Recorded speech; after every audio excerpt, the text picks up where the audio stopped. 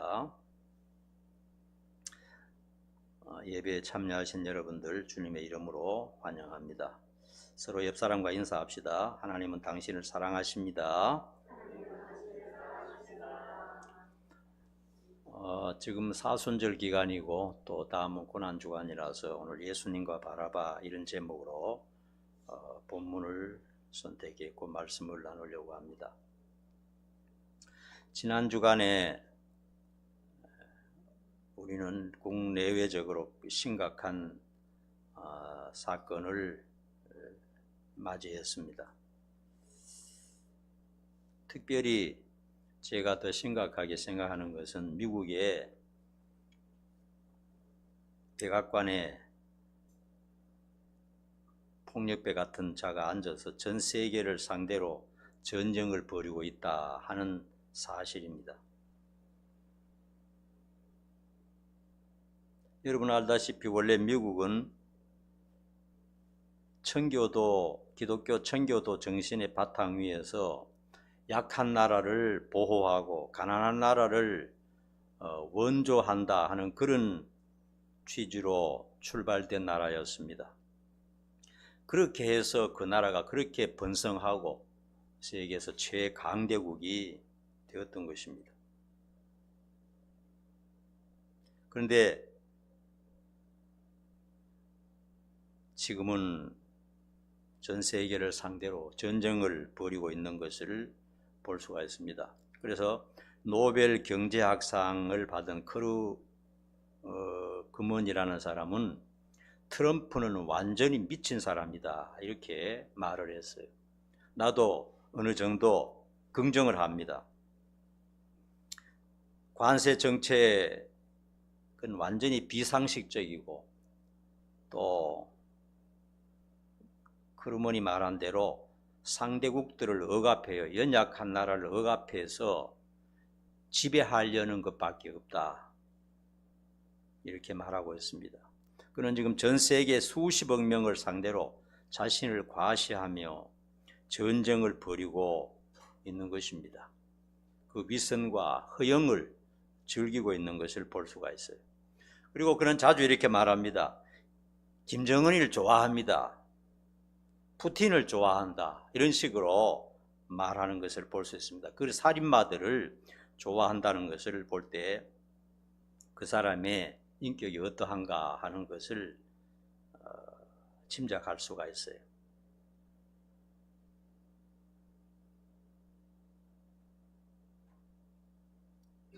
그래서 약한 나라들은 비명을 지금 지르고 있고 우리나라 중소기업들은 줄도산의 위기에 처해 있습니다. 대기업도 큰 타격을 입고 있고 거기에 종사하는 사람들도 큰 걱정을 하고 있습니다. 어떤 일이 앞으로 벌어질지 예측이 불가능하기 때문에 그런 것입니다. 총칼로 저지르는 전쟁만큼이나 무역 전쟁도 인간의 삶을 고통스럽게 만드는 것입니다. 미국이라는 거대한 힘을 마치 자기 자신의 권력인 양, 자기 가족들의 권력인 양 휘두르는 것을 보면서 기도를 많이 해야 되겠다 이런 생각을 하게 되었어요. 우리가 할 수 있는 것은 기도밖에 없습니다. 우리 나라를 위해서 또 연약한 나라들을 위해서 우리가 더 열심히 기도해야 되겠다 이런 생각을 하게 됩니다.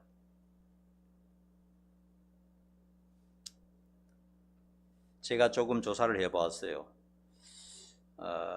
이렇게 연약한 나라들을 위기에 빠뜨리는 것은 그것뿐만 아니라 미국 자체를 위기에 빠뜨릴 수 있고 미국 국민들조차 위기에 빠뜨린다 하는 것을 많은 학자들이 말하고 있는 것을 볼 수 있습니다. 미국의 총 경제 규모를 보니까요 29조 달러라 그래요. 29조 달러. 우리나라는 1조 7천억 달러인데 2200조 원 정도 되는데요. 지난 3, 4일 동안에 미국의 경제가요 20%가 증발됐다는 겁니다. 그러니까 6조 달러, 9,600조 원이 증발되었다 하는 것입니다. 트럼프의 정책으로 말미암아. 그러니까 다른 나라들을 괴롭히는 것뿐만 아니라 미국 국민들도 괴롭히는 그런 결과를 맞이하게 되었다는 것입니다. 그리고 그 사람 자기는 골프 치러 다닌다 하는 뉴스가 있는 것을 볼 수 있습니다. 여러분, 전쟁이라는 것이요, 총칼 들고 하는 것만 전쟁이 아니고 경제 전쟁이 요즘은 더 심각하고 더 위기입니다. 수많은 사람들이 직장을 잃고 자살할 수도 있고요, 어려움을 당하고 있습니다. 그래서 우리는 이 위험한 시기에 국내외 정세를 바라보면서 하나님 앞에 엎드려 기도해야 되겠다 하는 그런 취지로 이 말씀을 드립니다.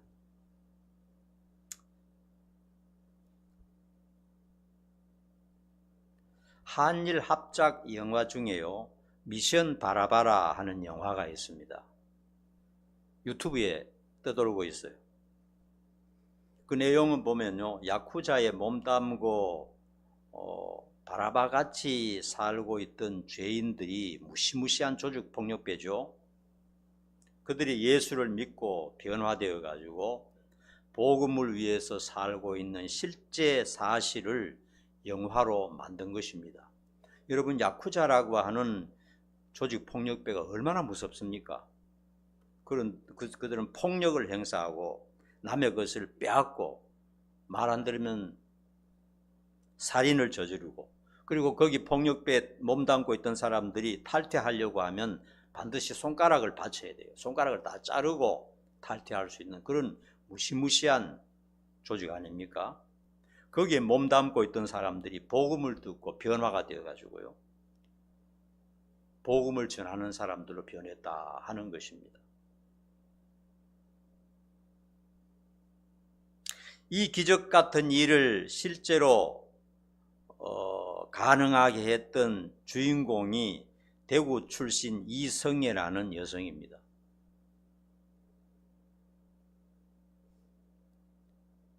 그래서 이성애라는 사람과 그 가정을 이제 인간극장이라는 드라마에서 제가 지난주에 보게 되었습니다. 그는 무남 동료로서 일본에 유학을 갔는데 어떻게 하다 보니까 야쿠자와 결혼을 하게 되었답니다. 그러니까 그의 삶이 얼마나 힘들었겠는가 하는 것입니다. 야쿠자 남편의 삶이란 것은 항상 죄를 저지르고 항상 술고래로 살고 마침내 마약 중독자가 되어서 살았다는 겁니다. 아마 폭력은 다반사고요. 그래서 그 이성애라는 여성은 그때를 회상하면서 이런 말을 직접 하는 것을 제가 들었어요. 뉴스에 칼에 찔려서 죽었다는 뉴스를 볼 때마다 그 사람이 부러웠다는 거예요. 내가 저렇게 죽었더라면 얼마나 좋았을까 할 정도로 그의 삶이 고통스럽고 앞이 막막했다 하는 것입니다. 그가 기독교인이었기 때문에 아무리 고통스러워도 자살은 안 되잖아요. 그러니까 누군가 찔러서 나를 죽여주면 얼마나 좋았겠나, 그 소망을 가지면서 지낼 정도로 그의 삶이 너무나 피폐하고 막막했었다는 겁니다. 그 결혼 생활이.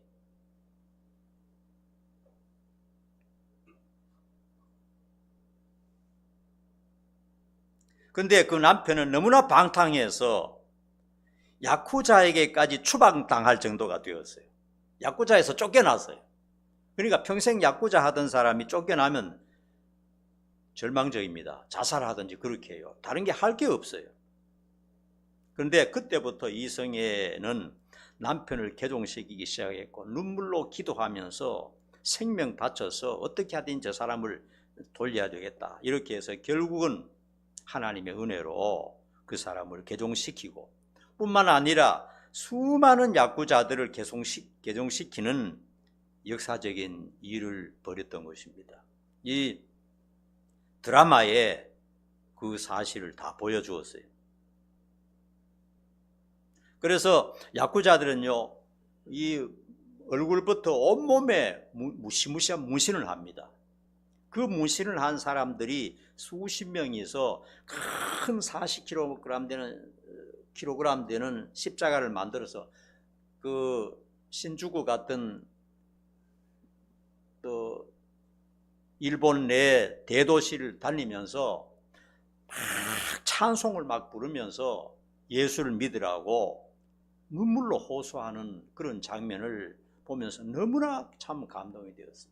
저런 악한 사람들, 저런 악질적인 사람을 변화시킨 것도 대단하고, 또 저렇게 못된 짓만 하던 사람들이 저렇게 예수님 때문에, 예수님의 은혜로 변화가 된 것도 참 놀랍다 하는 것을 보면서 제 자신이 많이 반성하게 되었어요. 우리는 뭘 하고 있는가? 우리는 누구를 구원시키고 있는가? 이런 것을 생각하면서 많은 반성을 하게 되었어요.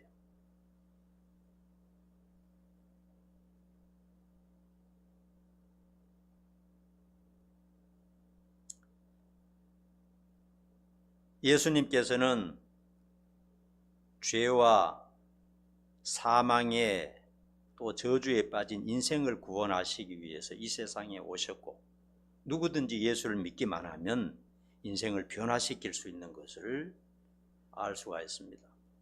성경에 보면요, 인생이 얼마나 비참한가에 대해서 여러 군데 나오고 있습니다. 몇 군데만 보면요, 시편 90편 10절에 보면 모세의 기도에서 이런 얘기가 나옵니다. 인생의 연수가 70이요 강건하면 80이라도 그 연수의 자랑은 수고와 슬픔뿐이요 신속기간이 우리가 날아가나이다. 정말 맞는 말입니다. 시편 39편 5절에서 6절 보면 주께서 나의 날을 한 뼘 길이만큼 되게 하시고 나의 일생이 주 앞에는 없는 것 같사오니 사람은 그가 든든히 서 있는 때에도 진실로 모두가 헛사뿐이다.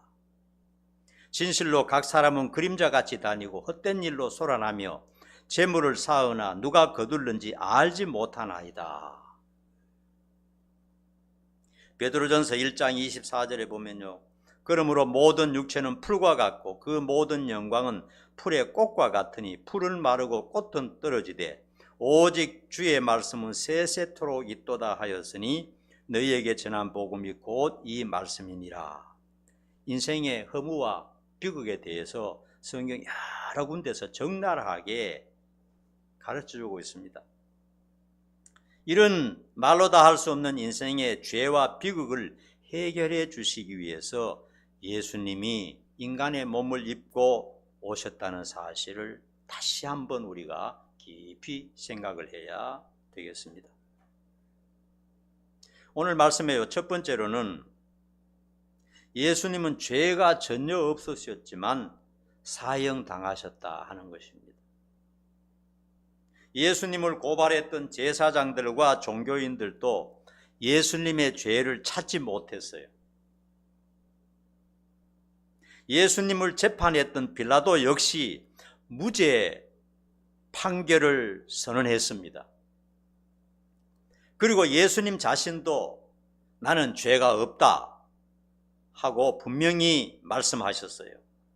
그럼에도 불구하고 죄가 전혀 없다는 것이 확정되었음에도 불구하고 예수님은 십자가에서 극형을 당하셨는데, 그것은 바로 불쌍하고 참담한 인생을 구원하시기 위해서 그런 것입니다. 여러분, 고민과 어려움과 아픔이 있습니까? 예수님을 생각하시면서 희망을 가지기 바랍니다. 예수님이 희망입니다. 주님께서는 고난 당하실 때 단 한 번도 억울하다는 표현을 하시지 않았습니다. 나 너무 억울해.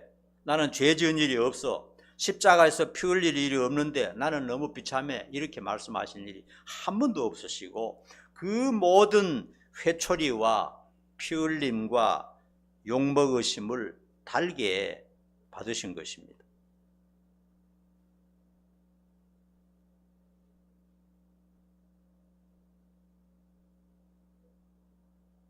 그것은 바로 죄인의 짐을 지시고 사형당하셨다 하는 사실입니다.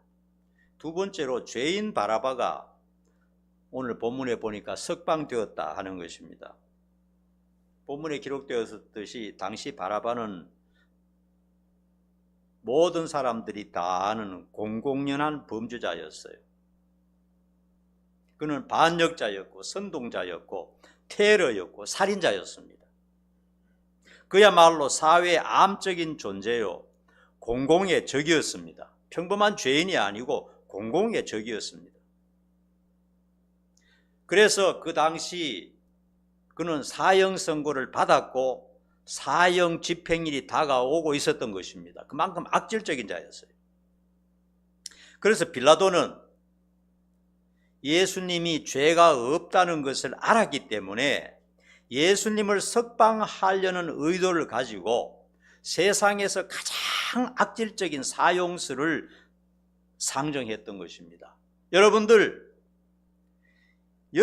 왕인 예수와 공공의 적 바라바 둘 중에서 한 사람만 선택하십시오. 명절이 되면 총독의 권한으로 한 사람을 석방하는 특사 제도가 있었기 때문에 죄 없는 예수님을 사형시킨다는 것은 자기에게도 큰 부담이거든요. 그래서 가장 무서운 죄, 누가 봐도 저거는 반드시 죽여야 된다 하는 그 죄인을 딱 앞에 둘 놓고 둘 중에 한 사람만 선택하시오. 이거는 못 피해갈 것이다. 이렇게 하고 했는데 제사장과 유대인들은 바라바를 석방시키고 예수님을 죽이시오 했다는 거예요. 빌라도도 깜짝 놀랐어요. 그런데 그 군중들이 옷을 벗어 던지고 병을 던지고 티끌을 날리면서 수만 명이 난농을 부리니까 빌라도도 정확한 판단을 하지 않고 그냥 사형에 예수님을 넘겨주게 되었다 하는 것입니다. 결국 죄인 바라바는 사형정으로 끌려가는 중에 석방이 되고 바라바가 지고 가던 십자가를 예수님이 대신 지셨다 하는 사실입니다. 세 번째로요, 예수님은 우리의 유일한 구원자다 하는 것입니다. 바라바의 자리에 우리를 대입시켜야 됩니다. 바라바뿐만 아니라 세상의 모든 인생은 자기가 지은 죄를 해결하지 못하면 전부 100% 지옥 가게 되어 있어요. 세상에 죄 없는 사람이 있습니까? 아무도 없습니다. 여러분, 가시나무에서요 사과가 열릴 수가 없어요. 아무리 노력하고 애를 쓴다 해도, 사과처럼 가장을 한다 해도 가시나무에서는 사과가 열릴 수가 없어요. 인생은 본바탕이, 본질이 죄인입니다. 죄인.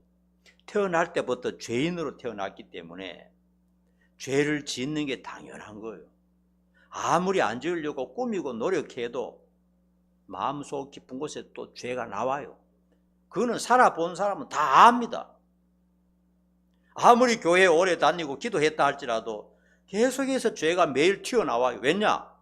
가시나무 떼기 때문에 가시가 계속 나오는 겁니다. 아무리 사과를 열리려 하고 모조품을 갖다 달아도 그 본성이 죄인이기 때문에, 방탕하기 때문에 계속 죄가 나오는 것입니다. 그래서 성경은 인간에 대해서 정의하기를 모든 인생이 죄인이다 그랬어요. 하나님은 모든 인생이 죄인이라고 분명히 말씀하셨어요. 단 한 사람도 예외 없이. 그러므로 모든 죄인은, 바라바뿐만 아니라 모든 인생은 자기의 죄를 해결할 누군가를 찾지 못하면 100% 지옥에 가서 지옥 불구덩이 속에서 영원히 고통을 당해야 되는 것입니다. 이 세상의 고통은 아무것도 아니에요. 영원한 지옥 불구덩이 속에서 빠져나오지 못하고 영원한 고통을 당할 수밖에 없는 것이 인생의 현실입니다.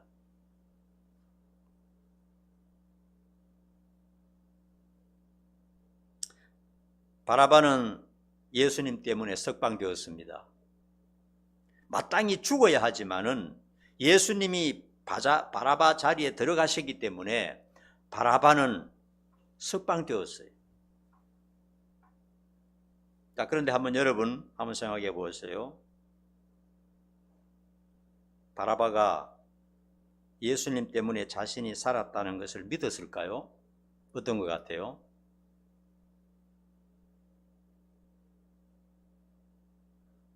그가 개과천성했을까요? 새 사람이 되었을까요? 그 후로 바라바에 대한 얘기는 전혀 나오지 않습니다. 만약에 그가 복음 전도자가 되고 예수 때문에 내가 살았다 하면서 막 복음을 전하고 그것을 전했다면 아마 성경에 한 줄이라도 나왔을 거예요. 바라바에 대한 말은 그가 석방되고 난 다음에는 성경은 침묵하고 있습니다. 아무 말이 없어요. 그러나 아마 이렇게 생각할지 모릅니다. 많은 사람들처럼요, 운이 좋았어. 어떤 희한한 사람이 나타나서 내 대신 죽었대. 참 재수가 좋은 인간이야. 그렇게 생각하면서 우연히로 돌리고 다시 범죄에 빠졌을 가능성이 많아요. 인간은 그렇습니다. 인간의 본바탕이 그런 것입니다. 그러므로 그의 석방은 일시적인 것뿐입니다. 살려주었지만 예수님께서 왜 내 대신 십자가를 졌는가, 그에 대한 깊은 성찰도 없고 그 깊은 의미도 알지 못하기 때문에 그저 단지 운이 좋아서 짧은 인생 뭐 있어? 또 하던 대로 한번 즐기고 그냥 사는 거야. 이렇게 되고 말았을 것입니다. 그래서 아마 다시 죄악의 소굴로 빠져들었을 가능성이 많습니다. 여러분요, 제가 옛날부터 목회하다 보면요, 많은 사람이 예수 믿고 또 무서운 병에서 고침을 받는 그런 일들도 많아요. 처음에는 기도하고 사람들이, 교인들이 모여서 기도해주고 막 해서 병이 고쳐져서 감사하다 하고 찬양하고 하는 것 같다가 시간이 좀 지나면 설마 예수 믿었기 때문에 그랬을까? 우연이지, 운이 좋아서, 이렇게 하고 신앙을 버리고 떠나는 사람들 제가 많이 봤습니다. 우리 역시 바라바보다 본성이나 살아온 것이 나을 것이 없다는 것을 인정해야 됩니다. 바라바는 지독한 악독한 놈인데 그래도 나는 괜찮은 놈이야, 이렇게 생각하십니까? 우리도 바라바보다 나을 것이 없다는 죄인이라는 것을 인정하는 것이 대단히 중요합니다. 그런데 우리는 예수님을 믿고 순종함으로 용서받고 하나님의 영원한 자녀가 되었다 하는 것을 우리는 믿습니다. 내가 져야 할 십자가를 주님께서 대신 지신 것입니다. 우리는 이것을 믿습니다. 내가 당할 저주를 주님께서 대신 당하신 것입니다. 여러분 믿으십니까? 네. 예수님 때문에 나의 죄와 저주는 사라지게 되었습니다. 이것을 분명히 우리는 믿는 것입니다. 예수님 때문에 나는 구원받았고 영생 얻었음을 우리는 분명히 믿습니다. 그러므로 이제부터는 영원히 변망덕하지 않을 것입니다. 비록 부족하지만은 주님을 따라서 주님을 섬기면서 주님께 경배하며 예배하며 살 것입니다. 죽을 때까지 주님의 은혜를 생각하면서 감사하며 살아갈 것입니다. 주님의 희생과 헌신이 헛되지 않고 우리는 행복한 천국 백성이 되었다 하는 사실을 깊이 묵상하면서 감사하면서 한평생 사는 여러분 되기를 간절히 축원합니다. 기도하겠습니다. 거룩하신 하나님, 진심으로 고맙고 감사합니다. 죄와 비극에 빠진 우리들을 구원하시기 위해서 지금으로부터 2000년 전에 사랑하는 독생자 예수님을 이 땅에 보내주시고 우리 대신하여 십자가를 지고 고통당하시고 죽어주심으로 말미암아 영원한 저주 구덩이에서 지옥에서 살 수밖에 없는 저희들을 살려주시는 애 너무나 고맙고 너무나 감사합니다. 바라바처럼 모든 은혜를 받고도 잊어버리는 저희들 되지 말게 하시고 남은 생애 동안 주님을 생각하며 주님을 사랑하며 감사하며 남을 도와가면서 사는 우리 모두가 되도록 인도해 주시옵소서. 예수님 이름 받들어 간절히 기도하옵나이다. 아멘.